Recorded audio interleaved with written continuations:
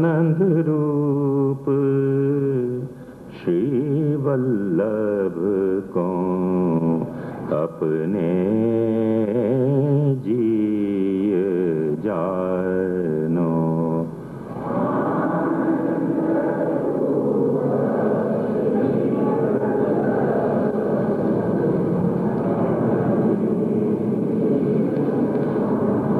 और सबे चांडी इन्हीं को मानो।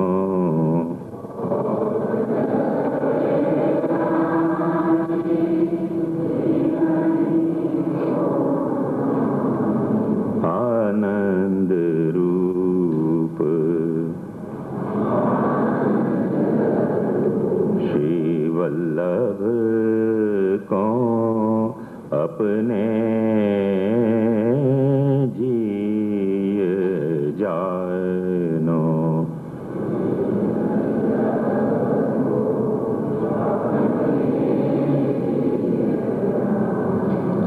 तीन लोक में को नाही,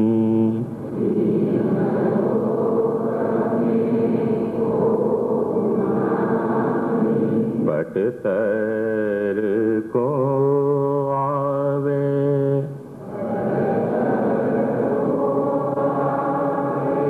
देव कोटि 33 में,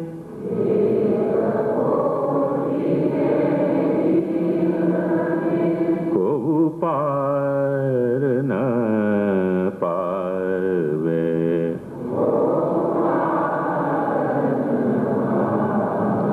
आनंद रूप श्री वल्लभ को अपने जिय जानो।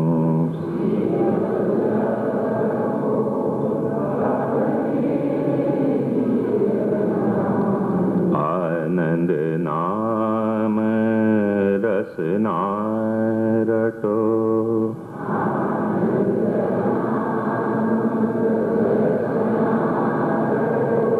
रटो अर्थ ही विचार।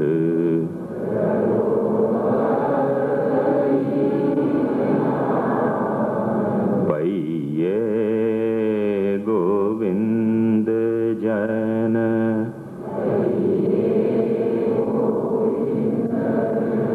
जप किए पुष्टि पदार्थ चार।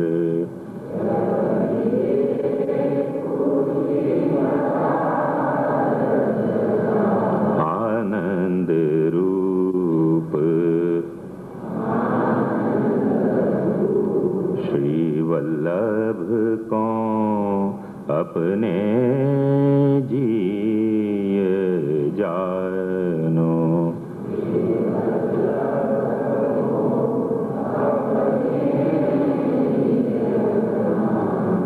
तन मन धन यह मेरो सर्वस्व परमानंद।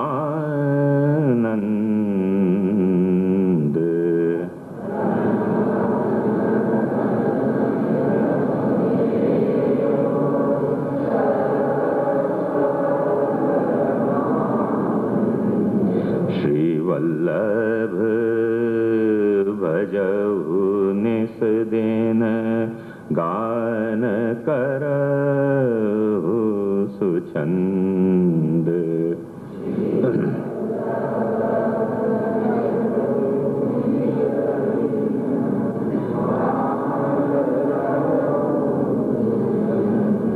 तन मन धन यह मेरो सर्वस्व परमानंद।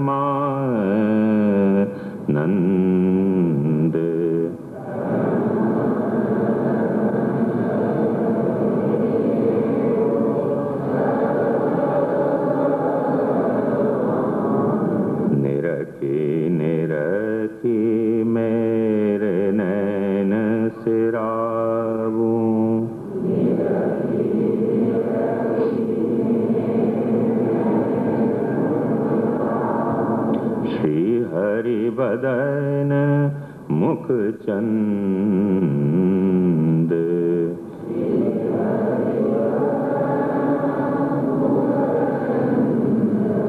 आनंद मगन सदा रहूं,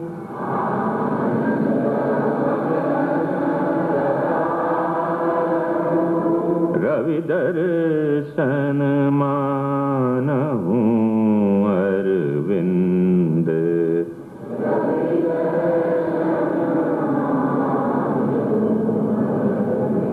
तन मन धन यह मेरो सर्वस्व परमानंद।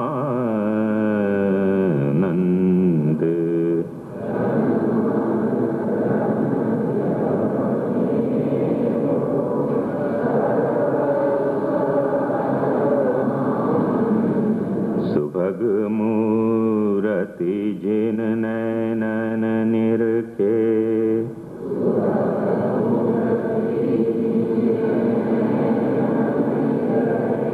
सो जन परे प्रेम के फंद।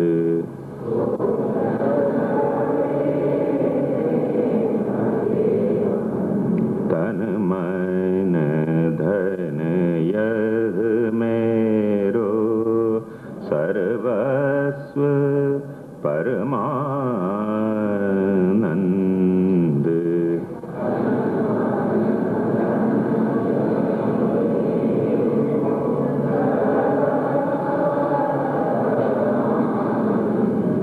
यह महानिधि मेरे हृदय कमल ते,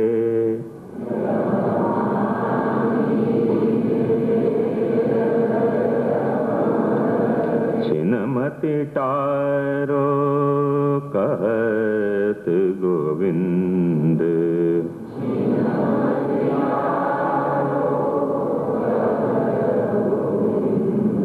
तन मन धन यह मेरो सर्वस्व परमानंद।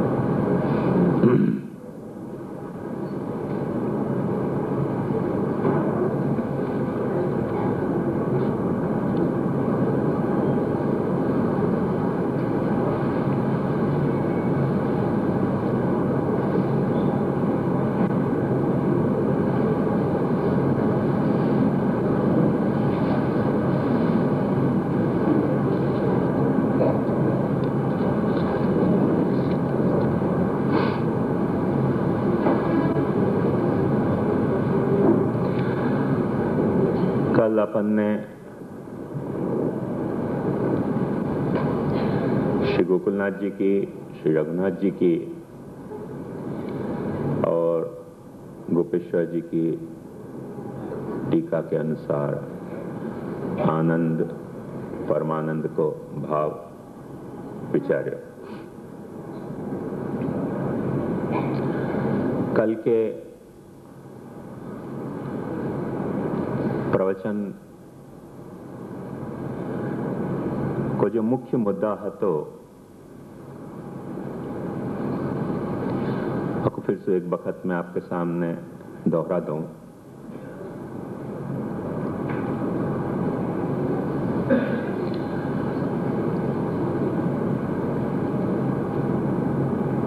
वो मुख्य मुद्दा जो तीसरे दिन अपन ने ग्राफ बांट्यो वहां में कि अक्षर में पुरुषोत्तम विराजे है, मतलब अगणितानंद में गणितानंद विराजे है। और ये जो संबंध है अक्षर को और पुरुषोत्तम को, तो वहां में खास या कि जैसे मॉडल यदि अपन कोई सोचना चाहें तो दो तरह की बातें अपने यहाँ बताई गई हैं भाष्य में, सुबोधनी में, उपनिषद, गीता, ब्रह्मसूत्र, इन सब के आधार पर के यदि अक्षर ब्रह्म को अपन एक धाम के रूप में ले हैं तो पुरुषोत्तम अक्षर ब्रह्म में विराजे है। और यदि अक्षर ब्रह्म को अपन धर्म के रूप में ले हैं तो अक्षर पुरुषोत्तम में रहे। अब ये बात अपने को थोड़ी ऐसी लगेगी कि क्या गड़बड़ हो गई, अक्षर में पुरुषोत्तम के पुरुषोत्तम में अक्षर। वैसे मैं समझूं कि मैंने गए वक्त भी आपकी थोड़ी बहुत विवेचना करी हती और वो अपन ऐसे ढंग से समझ सकें कि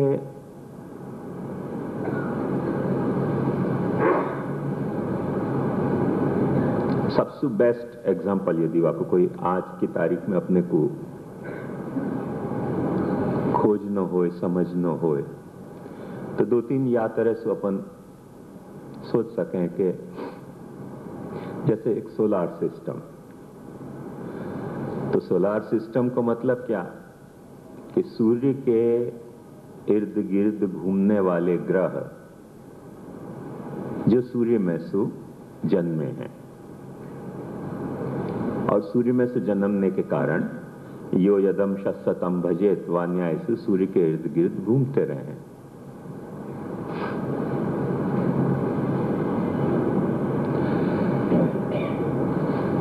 अब एक बात ध्यान से समझो कि सूर्य के इर्द गिर्द घूम रहे हैं, वो सिस्टम के रूप में अपन एक कोई चीज पकड़ना चाहें तो अपन को यह कहना पड़ेगा कि सूर्य व सिस्टम के बीच में रहे है।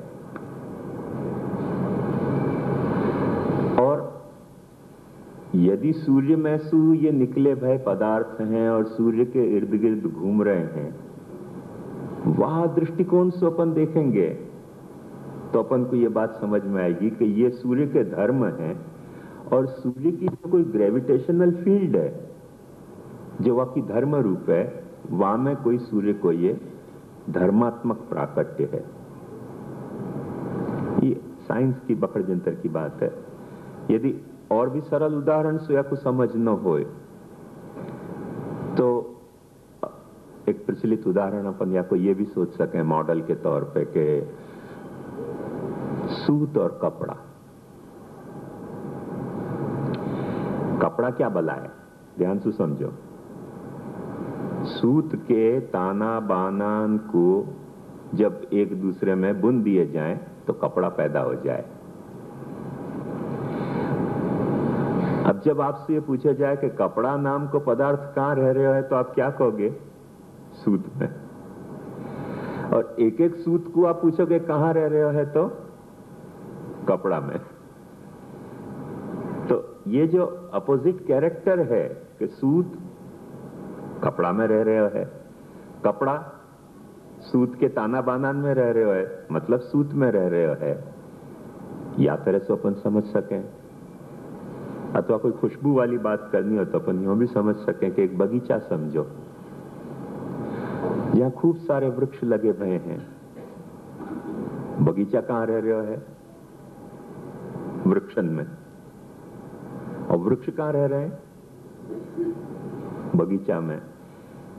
यदि बगीचा, वृक्ष कहीं बगीचा के बाहर नहीं, वृक्ष सब बगीचा में है। और वो बगीचा नाम को यदि कोई पदार्थ है तो वो वृक्षन में रह रहे हो।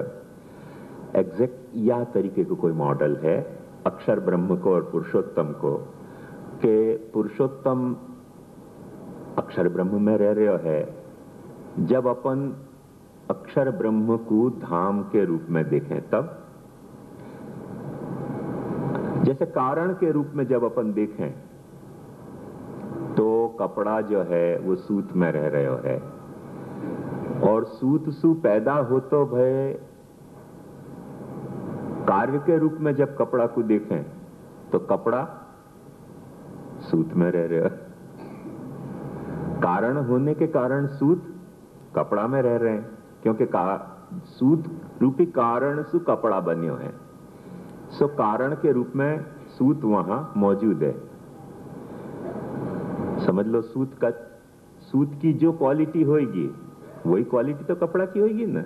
सूत के अलावा दूसरी क्वालिटी कपड़ा की कहां से हो सकेगी? समझ लो, सूत जो है वो एकदम मिल्क वाइट है तो कपड़ा भी मिल्क वाइट होएगा सूत के नेचर के अनुरूप। समझो कि वो मिल्क वाइट नहीं है, थोड़ा ऑफ वाइट है, तो कपड़ा भी थोड़ा ऑफ वाइट कलर लिए भय होएगा, क्योंकि कारण सूत है। सो कारण के रूप में सूत में कपड़ा रह रहे है और कार्य के रूप में कुछ धमाका हुआ और कार्य के रूप में कपड़ा सूत में रह रहे है। सो एग्जैक्ट यही ढंग से धाम के रूप में पुरुषोत्तम अक्षर में रह रहे हैं और धर्म के रूप में अक्षर पुरुषोत्तम में रहे हैं। ऐसे दोनों एक दूसरे में रहे हैं। ये एकदम मौलिक स्थिति है। ये मैं मौलिक जो कह रही हूं, हिंदी गुजराती वालों मौलिक नहीं, मौलिक मतलब मूल में जो स्थिति है वो स्थिति की बात है। ये बाद में कोई पैदा होती हुई स्थिति नहीं है। मतलब एको हम बहुश्याम प्रजा, ये जो प्रभु ने इच्छा करी कि मैं एक अनेक हो जाऊं, और वाके बाद जो सब स्थितियां आई उन स्थिति की यहां कोई विवेचना नहीं है। ये मौलिक स्थिति है, प्राइमोर्डियल स्टेट है ये। तो अब जब अपन ये बात को थोड़ा सा धीरज से समझ जाएंगे अच्छी तरह से कि दोनों एक दूसरे में रह रहे हैं, तो फिर अपने को कोई भी प्रश्न उतना कठिन नहीं रह जाएगा समझने को कि अक्षर ब्रह्म पुरुषोत्तम में रह रहे हो है और पुरुषोत्तम अक्षर ब्रह्म में रह रहे हो है। हर वक्त अब खुलासा करने की जरूरत नहीं रह जाएगी कि कौन कौन में कौन से रूप से रह रहे हो है। अपन ने समझ ली ये बात कि धाम के रूप में सोचें तो पुरुषोत्तम जो है वो अक्षर ब्रह्म में रह रहे हो है, और धर्म के रूप में सोचें तो अक्षर ब्रह्म पुरुषोत्तम में रह रहे हो है। मूल या बात को आप समझ जाओ तो आगे की सारी बात आपको समझ में आएंगी। जो कल मैंने बताई कि पूर्णता जो है वो अपूर्णता में रह रही है, अपूर्णता पूर्णता में रह रही है। ये बात को आप समझ जाओ तो आपको ये भी समझने में फिर कोई तकलीफ नहीं आएगी कि अगणितानंद जो है वो गणितानंद में रह रहे हो है और गणितानंद जो है वो अगणितानंद में रह रहे हो है। यदि ये बात आपको अच्छी तरह से समझ में आ गई कि अच्छा अक्षर और पुरुषोत्तम को हम बराबर पकड़ के रखें तो ये सारी बातें समझने में कोई तकलीफ ना होती होए, तो फिर अपने को ये भी समझने में कोई तकलीफ नहीं होगी कि कृष्ण जो है वो राधा में रह रहे हैं और राधा कृष्ण में रह रही है। या समझने में कोई अपने को फिर तकलीफ नहीं पैदा होनी चाहिए, क्योंकि कल ये सारा विवेचन मैंने आपको बता दिया कि कृष्ण क्या है, राधा क्या है। और जब महाप्रभु जी ने अपने को यह खुलासा कर दिया कि स्वधामनि ब्रह्मणि रमस्यते नमः, तो यदि भक्त कहीं भगवान की भक्ति कर रहे हो है तो बस बात समझ जाओ कि वहां भगवान को धाम प्रकट हो गए हो। तो भक्त भगवान में रह रहे हो है और भगवान भक्त में रह रहे हो है। यह बात को भी समझने में फिर कोई तकलीफ नहीं होनी चाहिए कि हर भक्त में भगवान रह रहे हो है। और ये सारों भक्त कोई इंपोर्टेड आइटम नहीं है, कोई जो है वो मेड इन यूएसए की आइटम नहीं है। दोनों ही अर्थ में मेड इन यूएसए हो, सच्चो यूएसए भी और उल्लासनगर सिंधी एसोसिएशन भी तो दोनों ही अर्थ में ये मेड इन यूएसए की आइटम नहीं है। ये बिल्कुल भगवान में सुप्रकट भयो एक रूप है। जो भी भक्त है वो भगवान में सुप्रकट भयो रूप है, और जो भी भगवान है वो भक्त के भाव में सुप्रकट भयो रूप है। यद्यधियात उरुगाय विभावयंती तत्तद वपु प्रणय से सदनुग्रहाय। यह बात को समझने में, क्योंकि प्रभु का स्वरूप क्या है, तो अपन यही कहना पड़ेगा कि प्रभु का स्वरूप वो है जैसो भक्त ने वाकी भावना करी, जाकी रही भावना जैसी, प्रभु मूरत तिन देखी तैसी। तो वो जो प्रभु का स्वरूप है वो भावात्मक होने के कारण भगवत स्वरूप भक्त में रह रहे हो है। और यह बात को तो खुलासा हरिराय जी ही कर सकें, दूसरा तो कोई कर भी नहीं सके इतनी स्पष्टता से कि जितने भी भक्त हैं वो सब भगवान के भावात्मक स्वरूप हैं। कैसे समझ में आएगी बात अपने को? ये बात ऐसे समझ में आएगी कि नायम आत्मा प्रवचने न लभ्यो न मेधया न बहुना श्रुते न यमे वैश वृणुते ते न लभ्य तस्यैष आत्मा विवृणुते तनुं स्वाम। भक्त कौन बने हैं? भक्त वो बने हैं कि जाकू भगवान चुने हैं कि यार तू मेरो भक्त। वो भक्त बने हैं, वो भगवान को चुन पावे कि तब तू मेरो भगवान। तो जाकू भगवान ने चुनियो, वो भगवान को भक्ति करवे के लिए चुनियो, वो भगवान को भक्त। तो एक बात समझो कि सब जीव जीव हैं, पर जाकू भगवान ने चुनियो कि तू मेरे भक्ति करने के लिए है, वही बखत वाको स्वरूप भगवत भावात्मक हो गयो। जो भी भक्त है वाको स्वरूप भगवत भावात्मक हो गयो, और जो भी भगवान है वो भक्त भावात्मक है। यह बात को समझ जाओगे तो दोनों कैसे एक दूसरे में रह रहे हैं या कुछ समझने में फिर कोई तकलीफ आपको नहीं होगी कि भक्त भगवान में कैसे रह रहे हो है और भगवान भक्त में कैसे रह रहे हो है। समोहम सर्वभूतेषु न मे द्वेष्योस्ति न प्रिय ये भजन्ति तु माम भक्त्या मयि ते तेषु चाप्य। हम भगवान के हैं, वो मेरे में हैं, मैं उनमें हूं। वह कोई गंभीर अपना भक्ति मार्गी रहस्य भी है। दार्शनिक रहस्य जो कुछ हो वो शुद्धाद्वैत के तहत कभी फुर्सत से सोचेंगे, विचारेंगे, कहेंगे और आर्ग्यू भी करेंगे वह की। पर एक भक्ति मार्गी रहस्य वह को ये है कि हर भक्त भगवत भावात्मक है और हर भगवान भक्त भावात्मक है। यही लिए जब भी महाप्रभु जी ब्रह्म संबंध देते तो आपको कहते कि जा तू एक स्वरूप जो तोको रुचे सो पधरा के ला, वाकु पुष्ट करते। क्योंकि जाकू पधरानो है स्वरूप, वाको भावात्मक स्वरूप तो होना चाहिए कि नहीं। यदि भाव ने वाकु साथ नहीं दियो तो बड़ी मुश्किल हो जाएगी सेवा करने में। करके हर भगवत रूप जो है वो भक्त भावात्मक है और हर भक्त जो है वो भगवत भावात्मक है। भगवान ने वाकु या तरह से भावित कियो यद्यधिया तो उरुगाय विभावयंती। ये भगवान के लिए नहीं कहो है, पर अपन या की पैराफ्रेजिंग कर सकें कि यद्यधिया तो उरुगाय विभावयति तत्तद वपुंषि प्रणयंते। भगवत अनुग्रहाय तो नहीं कह सकें, पर भगवत लीला यही अपन कह सकें वकु कि भगवान ने जाजा जीव के लिए जैसी विभावना करी कि भाई तू मर्यादा को जीव बन जा, वो जीव मर्यादा को बन गयो। जाके लिए ऐसी विभावना करी कि अच्छा तू प्रवाही बन जा, वो प्रवाही बन गयो। जाके लिए भगवान ने ऐसी भावना करी कि तू जो है वो पुष्टि को बन जा, वो पुष्टि को बन गयो। तो जीव के लिए भगवान ने जैसी भावना करी वैसो जीव बन्यो है। ये बात ध्यान से समझो। तो भक्त जितनो है वो भगवत भावात्मक है, भगवान के जितने भी रूप हैं वो भक्त भावात्मक हैं। ये रहस्य समझने में फिर अपने को तकलीफ नहीं होगी। एक वक्त वो मॉडल ध्यान में रखो अक्षर, क्योंकि वो मौलिक स्थिति है अक्षर ब्रह्म की, और पुरुषोत्तम की जो स्थिति है वो मौलिक स्थिति है। वाके बाद ये आती भाई सारी स्थिति हैं भगवान की इच्छा सु लीला सु प्रकट भई एको हम बहुश्याम के वासु प्रकट भई स्थिति हैं।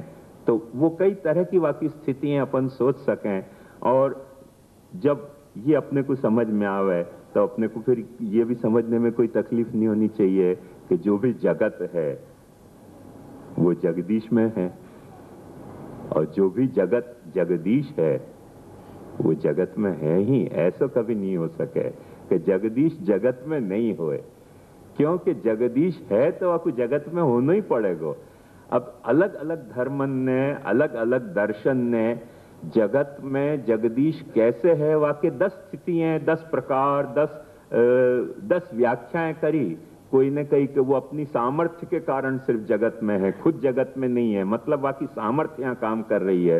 कोई ने कही कि वाकई सर्वज्ञता यहाँ काम कर रही है, कोई ने कही कि वाकई व्यापकता यहाँ काम कर रही है, कोई ने कही कि वाको सिर्फ रूल यहाँ काम कर रहे हो, मतलब मर्यादा, जाको अपने यहाँ मर्यादा कहें, मर्यादा काम कर रही है।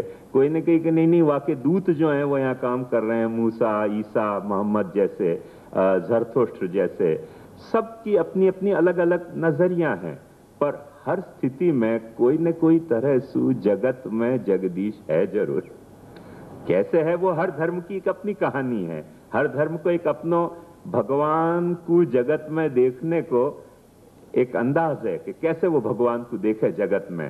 पर कोई धर्म ऐसा नहीं है माने जिनने साथ में आसमान पे खुदा को या अल्लाह को या गॉड को या यहोवा को बैठे हुए मान्यो, उनको भी चर्च में तो भगवान है, उनको भी सिनेगॉग में तो भगवान है, उनको भी मस्जिद में तो भगवान है। वो सिर्फ साथ में आसमान पे ही है ऐसा तो नहीं है, मतलब जगत में कोई न कोई तरह से भगवान है और है। और ये सारो जगत भगवान में कैसे है, या में भी सब लोगों को अलग अलग नजरिया हो जाएंगे। कोई यूं कह गो कि भाई भगवान में या लिए है कि भगवान व्यापक है, ओमनी प्रेजेंट है, या लिए सब कुछ भगवान में है।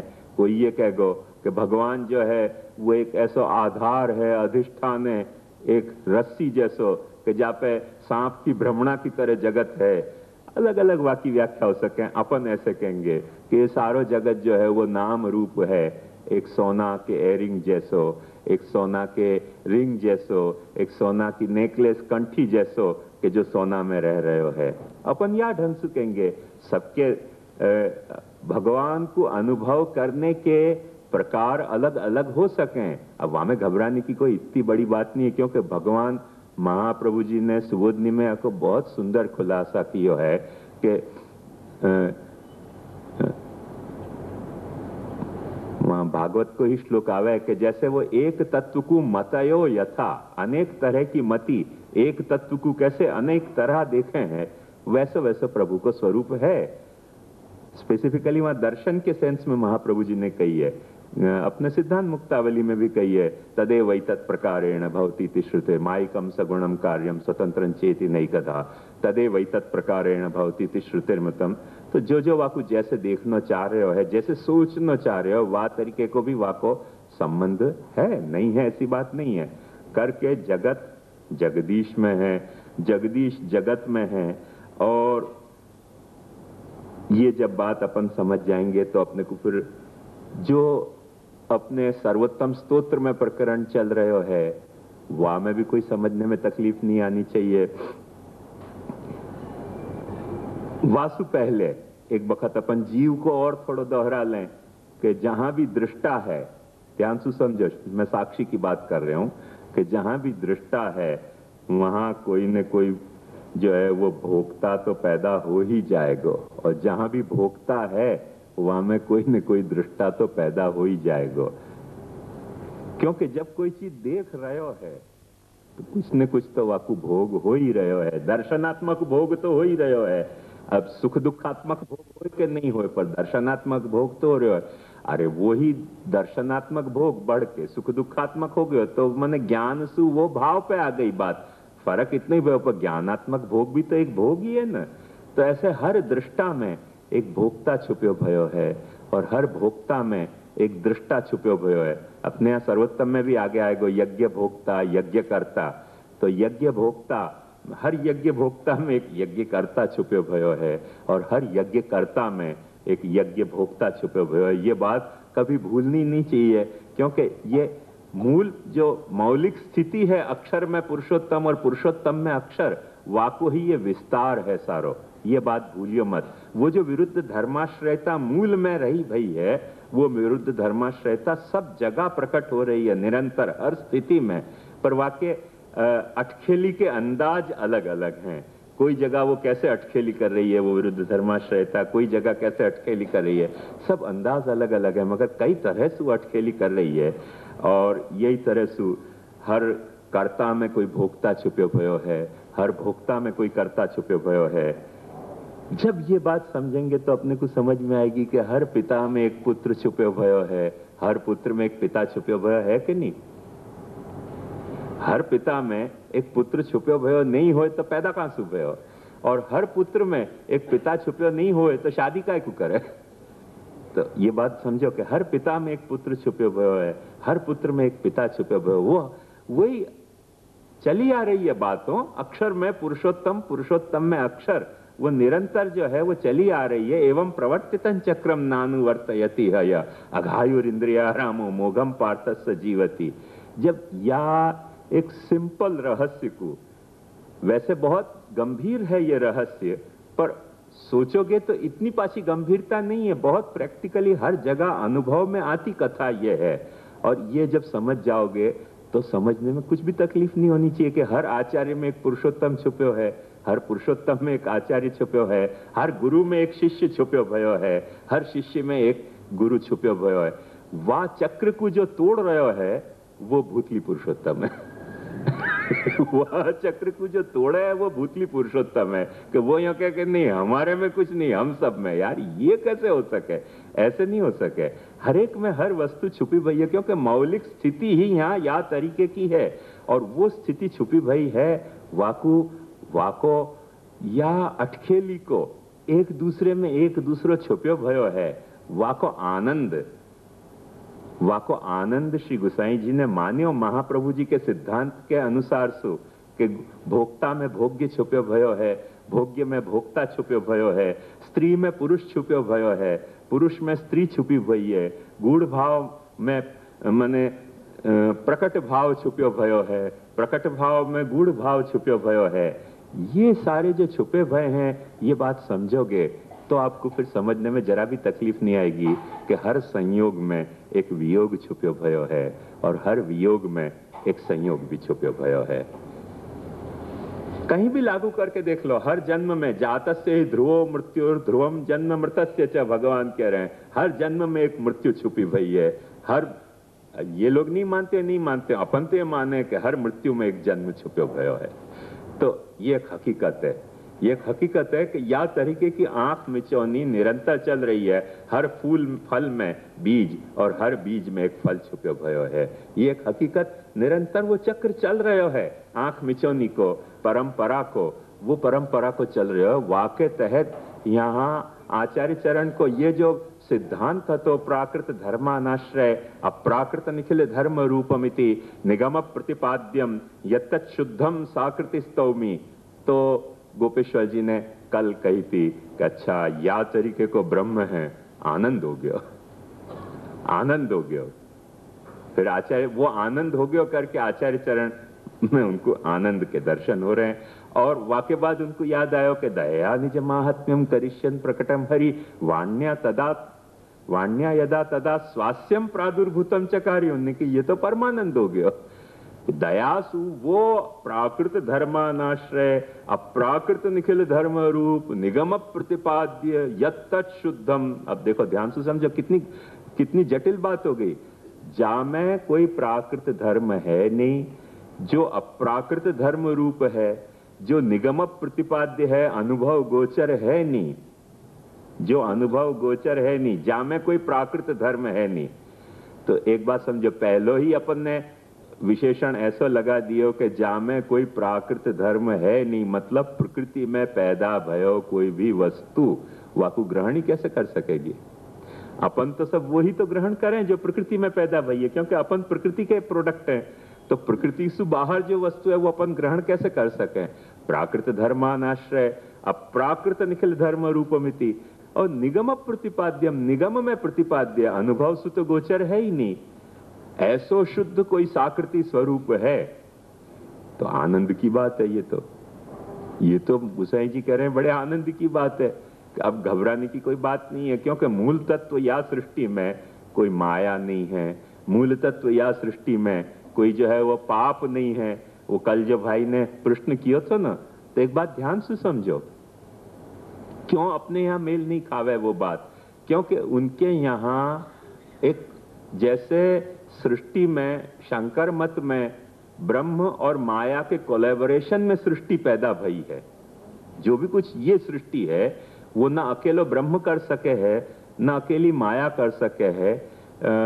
ब्रह्म और माया के कोलैबोरेशन में ये बाय प्रोडक्ट है, कोलैबोरेशन को प्रोडक्ट है। तो सारो जगत या के लिए आधो सत्य आधो मिथ्या है, ऐसे शंकराचार्य के हैं। ऐसे ये जितने भी सेमेटिक रिलीजन हैं उन सब की मूल धारणा ये है कि ये जो जगत है, वो जो जगत अपने को मिलियो है, वो जगत शुद्ध भगवान की कृति नहीं है। वो भगवान और शैतान के कोलैबोरेशन की कृति है। क्योंकि भगवान ने तो आदम और ईव बनाए थे और आदम और ईव को वहां स्वर्ग में रखे थे और उनको कही थी कि ज्ञान को फल मत चाखियो तुम, और शैतान ने भरमा दियो आदम को, ईव को जाके सबसे पहले करके स्त्रियां पापी हो यो माने ईव को भरमा दियो शैतान ने कि ये देख समझे नहीं है कुछ, आदम तू या कुछ समझा।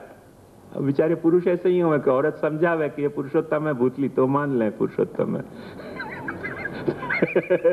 शैतान ने भरमा दियो औरत को पहले जाके, तो भरमा दियो तो फिर वो मान गए सब। आदम भी मान गए कि चलो चख लो अब ज्ञान को फल। ज्ञान को फल चखने पे भगवान नाराज हो गए कि तुमने क्यों ये खायो, अब जाओ तुम पापी हो गए। पहलो पाप हो कि भगवद आज्ञा को उल्लंघन। दूसरो पाप के तहत उन्होंने कही कि अब तक मैंने तुमको पैदा किए तो संकल्प सु, पर अब तुम सृष्टि जो पैदा करोगे संकल्प सृष्टि नहीं पैदा कर सकोगे, तुमको सेक्स सु पैदा होना पड़ेगा, वो दूसरो पाप। तो जो भी व्यक्ति सेक्स सु पैदा हो रहे है वाके पैदाइश में पाप है, वो पैदा भयो करके पापी है। जन्म को है कुछ बड़ो हो के कुछ काम करेगो तब पापी होएगो, वो नहीं, पैदा भयो वो पाप है। क्योंकि जो भी पैदा हो रहे हो सेक्स सु पैदा हो रहे हो है, वो भगवान को श्राप अपन जो आदम और ईव को श्राप लग्यो कि जाओ निकलो स्वर्ग में से, तुमने सारा स्वर्ग को पवित्र वातावरण दूषित कर दियो ज्ञान को फल खा के शैतान के भरमाए होने के कारण। तो वो पाप अपन इनहेरिट कर रहे हैं, वारसा में अपने को मिल रहे है करके अपन पापी हैं। और अपन जो भी कुछ पैदा हो रहे हैं वो पापसु पैदा हो रहे हैं, पापी पैदा हो रहे हैं, पाप कर रहे हैं। और स्थिति समझो ध्यान किया कि वाह पाप के कारण क्या हो गया भाई, वाह पाप के कारण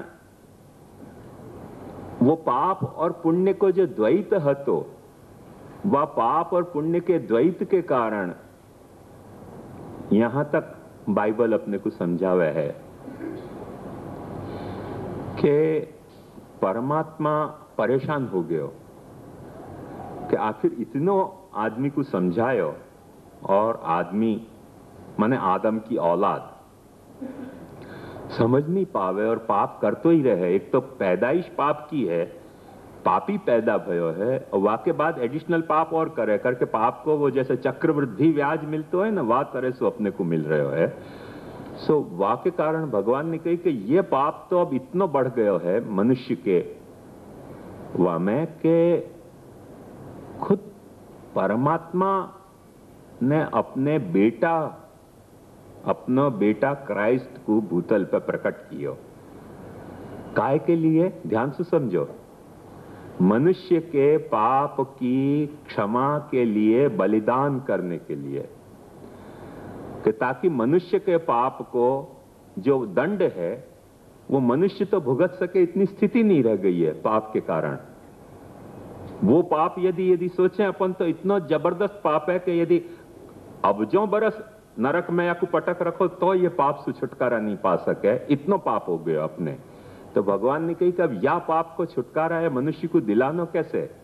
तो भगवान को बड़ी, जैसे अपने वाण्या यदा तदा स्वास्यम प्रादुर्भूतम चकारहि, तो दया निज माहात्म्यम करिष्यन प्रकटम हरि वाण्या यदा तदा स्वास्यम प्रादुर्भूतम चकारहि, लगभग वाक्य पैरेलल वहां उनकी क्या सेटअप है, ये बात ध्यान से समझो कि तब भगवान ने ये सोचो कि ये पाप से कभी छुटकारा पा नहीं सकेगो, लो मैं अपने बेटा को बलिदान दूं कि जा बलिदान के कारण मनुष्य के समाज के सारे पाप धुल जाएं। करके क्राइस्ट जो है वो क्रूसिफाइड भयो, और क्राइस्ट क्रूसिफाइड भयो, और वह क्रूसिफिकेशन के वक्त जो वाकु यातना भई है, वो यातना मैंने क्रिश्चियनिटी को सिद्धांत ये हो, वाकु ध्यान से समझियो तुम। क्रिश्चियनिटी को सिद्धांत ये है कि वो यातना मनुष्य, भूत, वर्तमान और भविष्य के जितने मनुष्य हैं, आदमी हैं, उनके पाप के दंड की यातना वाने भुगती है क्रॉस पे। उतने पाप के दंड की यातना वाने भोगी है। अब तुम्हारे पे जिम्मेदारी आ गई कि यदि तुम क्राइस्ट में ईमान ला रहे हो तो तुम्हारो पाप को दंड क्राइस्ट ने भुगत लिया है, तो तुम्हारो खाता साफ हो गया और कन्फेशन करने के कारण। और यदि तुम अपना ईमान क्राइस्ट में नहीं ला रहे हो तो तुम्हारो पाप तुमको भुगतना पड़ेगा, क्योंकि क्राइस्ट के क्रूसिफिकेशन में तुम अपनी करुणा नहीं समझ रहे हो कि मेरे पाप को वाने दंड भुगते हो है करके, अब पाप तुमको खुद को भुगतना पड़ेगा। तो जैसे अपन सबको अपना पाप खुद को भुगतना पड़ेगा, अपन जो क्राइस्ट में नहीं मान रहे हैं उनको, और जो क्राइस्ट में मान रहे हैं उनको सबको पाप क्राइस्ट ने भुगत लियो है करके उनको सिर्फ कन्फेशन की ही जरूरत है और कुछ जरूरत नहीं है। वो एक आखिर गंभीर एक उनकी चिंतन प्रणाली है। अपने को पैलेटेबल हो कि नहीं वो एक कथा दूसरी है, पर उनको एक क्यों कन्फेशन को वहां इतना प्राधान्य है, वह बात को समझोगे तो समझ में आएगा। अपने यहाँ वाह तरीके की कृपा नहीं है प्रभु की, अपने यहाँ तो है कि ऐसो संप्रत्य विषयस्तस्य माहात्म्यम समभूत भुवि दया निज माहात्म्यम करिष्यन प्रकटम हरि वाण्या यदा तदा स्वास्यम। ये जो ब्रह्म है प्राकृत धर्मानाश्रय अप्राकृत निखिल धर्म रूप निगम प्रतिपाद्य यत्तत् शुद्ध साकृति, वो साकृति ब्रह्म माने कलिकाल तमश्छन्न दृष्टित्वाद विदुषामपि संप्रत्य विषयस्तस्य माहात्म्यम समभूत। अभी क्योंकि कलिकाल के कारण, कलिकाल में अपन ने सारी वो जो सिंक्रोनाइजेशन हती वो अपन ने बिगाड़ दी है, सारी सिंथेसिस अपन ने खत्म कर दी है करके वो अपने को समझ में नहीं आ रहा है कि वो ब्रह्म ऐसा कैसे हो सके है जो प्राकृत नहीं होते भय भी साकार है, जो ऐसो शुद्ध होते भय भी साकार है। वो महात्म्य या तरीके को ब्रह्म को समझ में अपने को नहीं आ रहे है करके, नहीं समझ में आ रहे है करके अपन वाह ब्रह्म को खोज नहीं पा रहे हैं, वाह ब्रह्म को अपन चाह नहीं पा रहे हैं, क्योंकि वैसा ब्रह्म अपने को समझ में नहीं आ रहा है। तो ये जो अपनी डिफिकल्टी हती, इतनी सी डिफिकल्टी का सॉल्यूशन के तहत भगवान ने दया निज माहात्म्यम करिष्यन प्रकटम हरि वाण्या यदा तदा स्वास्यम प्रादुर्भूतन चकारहि। प्रभु को दया आते, प्रभु ने मन करुणा उपजी, यश था वह विस्तार। तो अपनी करुणा उनकी करुणा, अपने पाप उनके पाप, अपनी पाप सु मुक्ति उनके पाप सु मुक्ति, दोनों के नेचर अलग अलग हैं करके गोपेश्वर जी आज्ञा कर रहे हैं। कैसो उनको जब प्रभु को जब ये इच्छा भई कैसे नहीं, मैं अगम्य हूं पर गम्य हो सकूं, तो गम्य होने के लिए प्रभु ने अपनो मुख को प्रकट किया। फिर से बात ध्यान से समझो कि हर अगम्य में कोई एक गम्य छुपे भयो है और हर गम्य में कोई एक अगम्य छुपे भयो है। ऐसी कोई स्थिति नहीं होगी गम्य की यदि गम्य में अगम्य नहीं छुपे होते।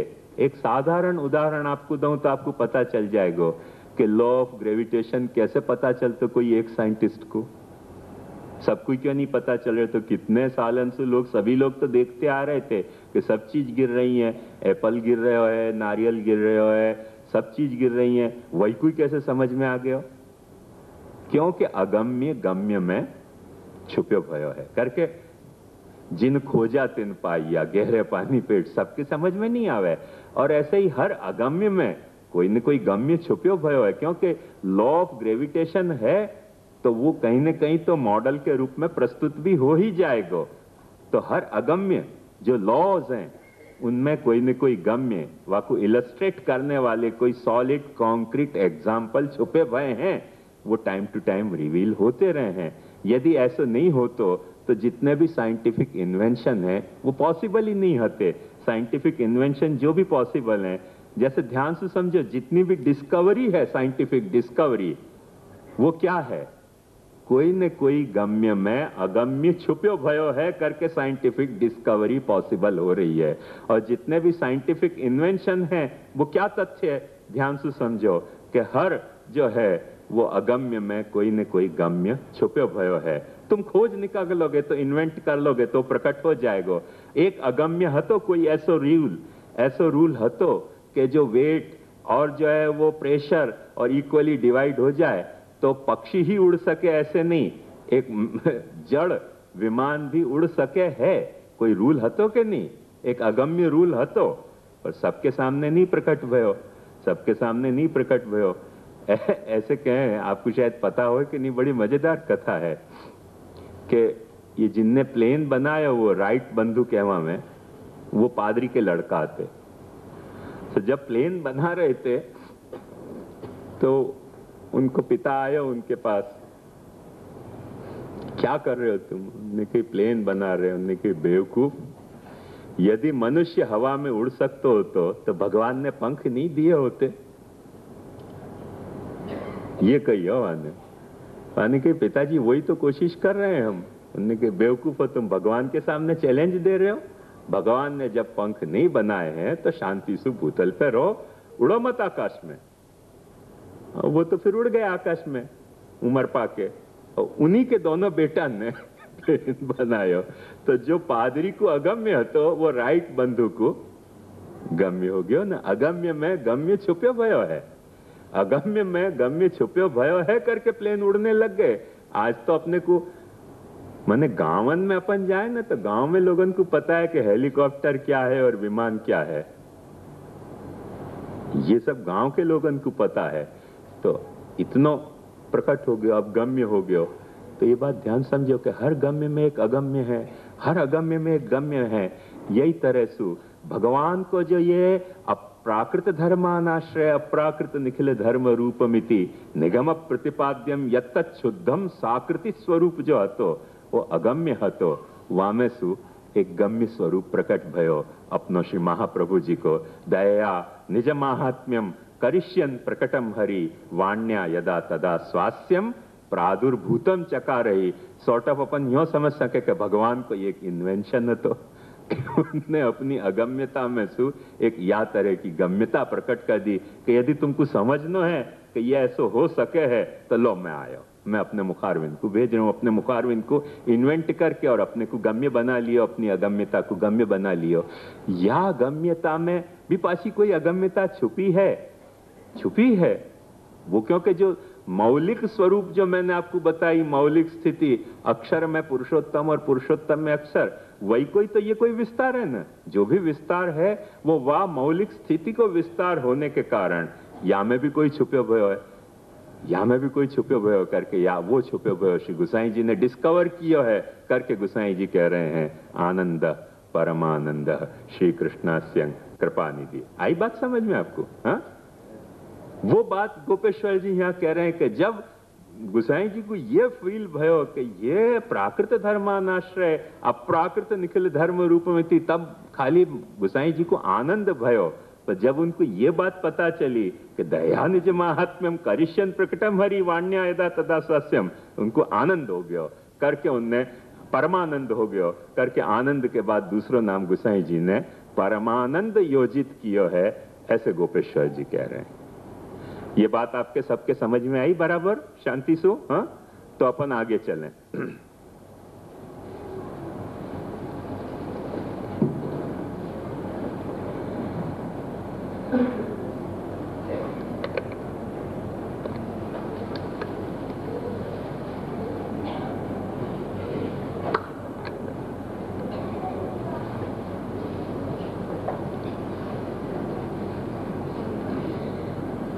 गोपेश्वर जी के बाद चौथे टीकाकार हैं श्री हरिराय जी।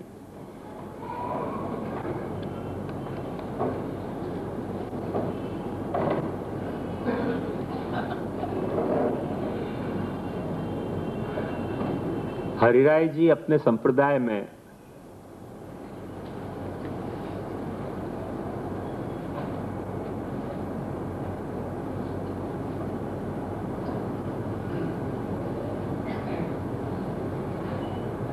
जो भी कुछ अपनो प्रमेय है, जो भी कुछ अपनो साधन को विचार है, जो भी कुछ अपने प्रमेय को विचार है, जो भी कुछ फल को विचार है, बाकी कोई पराकाष्ठा है हरिराय जी।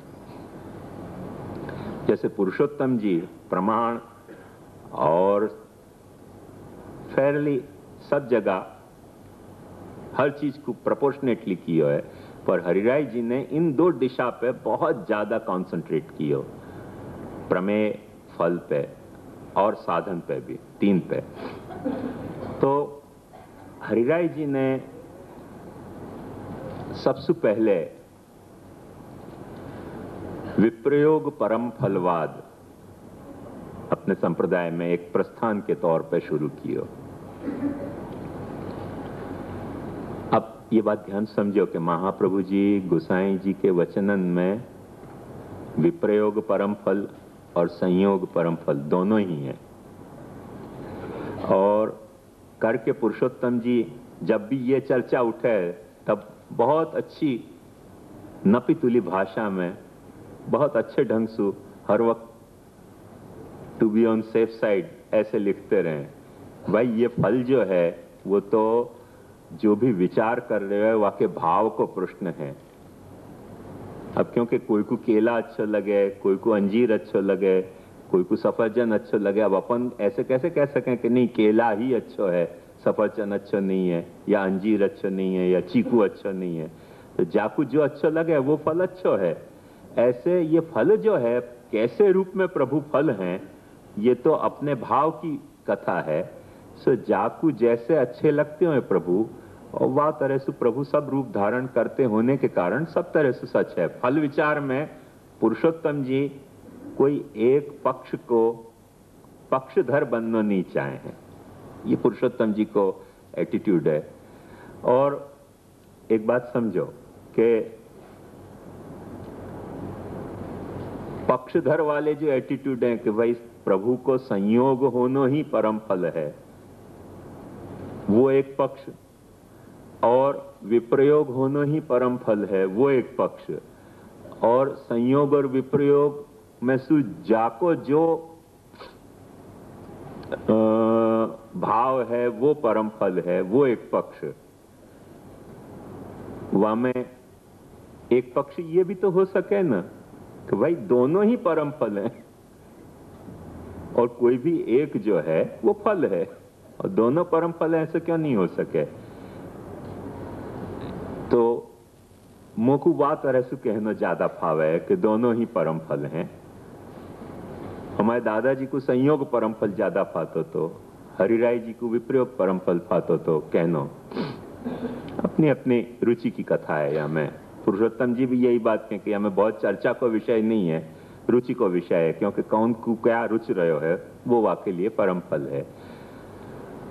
मुझको ये रुचि है कि संयोग भी परम फल है प्रभु को, विप्रयोग भी परम फल है, और मूल दोनों परम फल हैं। वाको कारण मैं सिर्फ एक स्पष्ट ये समझ के समझाना चाहूं कि हर संयोग में एक विप्रयोग छुपे भयो है, और हर विप्रयोग में एक संयोग छुपे भयो है। शास्त्र के रसशास्त्र की दृष्टि से एक बात ध्यान से समझो कि जा विप्रयोग में संयोग नहीं छुपे भयो होए। ये बात आपको बॉम्बास्टिक लगती हो तो एकदम सरल करके मैं बताऊं कि मिलनो और बिछुड़नो, तो प्रभु से मिलनो परम फल है कि प्रभु से बिछुड़नो परम फल है, सवाल ये है। तो मिलनो परम फल है कि बिछुड़नो परम फल है, पर शास्त्र की रसशास्त्र की दृष्टि ऐसी है कि यदि मिल के बिछुड़नो बिछुड़ के मिलनो या तरीके से चल रहे है तो श्रृंगार रस है। और यदि मिल के और बिछुड़ के फिर मिलने ही वालों नहीं होए तो रसशास्त्रकारियों कहें कि फिर श्रृंगार रस नहीं रह के करुण रस हो गया। रस तो वो भी है, रस नहीं है ऐसे नहीं कह सकें, रस वो भी है, पर वो श्रृंगार रस नहीं रह के करुण रस हो जाए, मधुर रस नहीं रह के करुण रस हो जाए कि वहां में नित्य विप्रयोग है। तो मैं यह मानूं कि प्रभु करुण रसात्मक नहीं हो सके ऐसी बात नहीं है, करुण रसात्मक भी, क्योंकि जो सर्व रसात्मक हैं वो करुण रसात्मक भी हो सके हैं और वहां में कोई चिंता की बात नहीं है। पर क्यों व्यर्थ में करुणता अनुभव करनी प्रभु के साथ अपने संबंध में? क्यों श्रृंगार नहीं, मधुर रस नहीं अनुभव करना कि मिलके बिछड़ेंगे? आज भी एक बात समझो कि अपन ब्रह्म संबंध के तहत जो बात समझाई जा रही है वो यही तो बात है कि अपन प्रभु के पास हते, प्रभु में हते, प्रभु से बिछुड़ गए, वो अपने बिछुड़ने की कथा को अपन भूल गए। ब्रह्म संबंध के द्वारा अपने को वो बिछुड़ने की बात याद दिवाई जाए है और वाके बाद महाप्रभु जी के सिद्धांत में तो तुरंत मिलन कराया ही जाता तो ठाकुर जी सु। ये तो भूतली पुरुषोत्तमन ने मिलन पे रोक दी कि ब्रह्म संबंध ले जाओ और रोते रहो करुण विप्रयोग कराने के लिए कि तुमको प्रभु कभी नहीं मिलेंगे, प्रभु को तुमको करने हो दर्शन तो खाली झापटिया की झापटी खाते रहो दर्शन करके, बाकी प्रभु तुमको मिल नहीं सके क्योंकि तुम्हारे यहाँ कुआं का पानी नहीं है, तुम्हारे यहाँ नेक भोग राग की व्यवस्था नहीं है, और ज्यादा पड़ गए तुम्हारे यहाँ पुरुषोत्तम ही नहीं है, जाओ वो भी कैंसल, करुण विप्रयोग बना दिया उनने। तो वो एक अलग कथा है रसशास्त्र की दृष्टि से कि भूतली पुरुषोत्तमन ने श्रृंगार रस के बजाय करुण रस पैदा कर दिया, पुष्टि मार्ग में एक नया आयाम दिया है या पुष्टि मार्ग को। पर वरना यदि रसशास्त्र की दृष्टि से सोचें तो कोई घबराने की बात नहीं है। रसशास्त्र की दृष्टि में श्रृंगार के बाद विप्रयोग के बाद श्रृंगार है और श्रृंगार के बाद जो है माने संयोग के बाद वियोग है और वियोग के बाद संयोग है। सृष्टि के पहले अपन प्रभु के साथ हते, अपन सृष्टि में प्रभु से बिछुड़ गए, अपन सहस्र परिवत्सर जो कह रहे हैं वो अपन की बिछड़न की अपने को याद दिवाई जा रही है और वो बिछड़ने की याद वाकु ही दिलानी चाहिए कि जाकू मिलन कराने की अपनी तैयारी होए। यदि अपनी स्वयं की मिलन कराने की तैयारी नहीं और व्यर्थ में एक को बिछड़ने की याद और दिला देनी, कितनी करुणता है। सोचो कितनी बड़ी ट्रेजेडी अपन पैदा कर रहे हैं या पुष्टि मार्ग में कि ले तो जा ब्रह्म संबंध, ले तो जा ब्रह्म संबंध, पर ठाकुर जी मत पधराइयो कभी, नहीं तो तेरी करुण रस खत्म हो जाएगा। फिर तो को प्रभु के मधुर को स्वरूप को आनंद मिल जाएगा, मधुराधिपति रखुलम मधुरम को माधुर्य तेरे समझ में आ जाएगा। बोले मैं क्यों नहीं समझ सकूं महाराज? बोले नहीं, वो तो हमारी भूतली पुरुषोत्तमन की मोनोपोली है वो तेरी मोनोपोली नहीं है। ऐसी कथा ये कथा नहीं है, ये पुरुषटी मार्ग की कथा नहीं है, ये करुण रस की कथा है जहां में बुद्ध भगवान ने बहुत सुंदर समझाया तो कि सर्वम दुखम सर्वम क्षणिकम सर्वम शून्यम। फिर करुण रस बहुत अच्छी चीज है, सब दुख ही दुख है, यहाँ सब शून्य शून्य, सर्वम क्षणिकम, सर्वम जो है वो शून्यम। फिर करुण रस अनुभव करते रहो। तो वो मार्ग में ये बात बहुत अच्छी फिट बैठने वाली बात होती, पर अपने पुष्टि मार्ग में अपन ने जबरदस्ती, वो भेलपुरी का जमाना है, यहाँ भी भेलपुरी अपने को सबको भा रही है। लोग यूं कहें कि नाथद्वारा में भी आजकल मठड़ी के बजाय ये बंबई की भेलपुरी वहां ज्यादा बिके है पता नहीं सत्य कितनी घटना है, पर लोग कहें कि श्रीनाथ जी की मठड़ी के बजाय बंबई की भेलपुरी वहां भी ज्यादा बिके है। तो ये एक कथा है कि भेलपुरी सबको भा रही है, तो भेलपुरी भाग गई है करके वो भी भाग गई है सबको कथा के अब चलो भाई ब्रह्म संबंध तो दे दो और करुण रस को अनुभव करते रहो कि भाई ठाकुर जी तो अपने घर में आ ही नहीं सके। पर मैं ऐसे मानू हूं कि दोनों ही संयोग के बाद, हर संयोग के बाद एक वियोग है, क्योंकि हर संयोग में कोई न कोई वियोग छुपे भयो नहीं है तो संयोग कमजोर पड़ जाएगा, और हर वियोग में कोई संयोग नहीं छुपे भयो होएगो तो वो वियोग वियोग ही नहीं रह के कोई करुणता हो गई। वियोग को मतलब यह है कि जामे फिर से मिलने की आशा है। बिहारी ने यही लिए बहुत अच्छी कही कि